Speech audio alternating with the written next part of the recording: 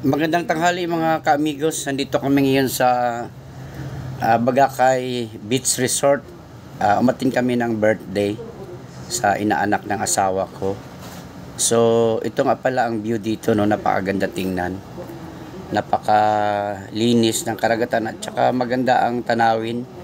Napakahangin din. So, halika tingnan natin ang kaganapan dito. So, halika na. Punta tayo dito sa isang cottage dahil mag-umpisa na ang kainan. At yan ang view natin, no? Sa likuran ko makikita natin. Napakaganda. Tsaka maaraw din kasi, napakagandang oras ngayon. So, ito na yung asawa ko, no? Handang-handa na para kumain. So, salamat nga pala sa kumari ko na nag-imbita sa akin ngayon dito, no? Dahil kahit pa paano naka-attend kami dito sa isang beach party, birthday party nga pala. So ayan, pakikita ko sa inyo ang view.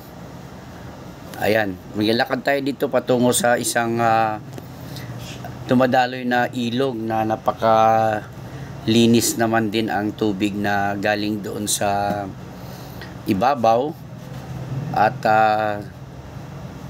sabi nila ay isang bukal daw ito na tubig lumabas sa ilalim ng lupa, kaya napakalakas ng agos ng tubig, kaya parang ilog na rin kung tingnan.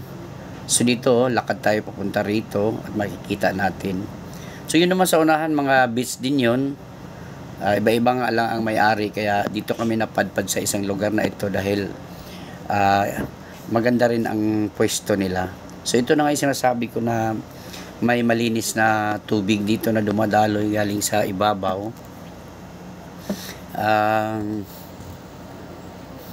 Pwede sigurong maglaba dito dahil medyo malinis yung tubig.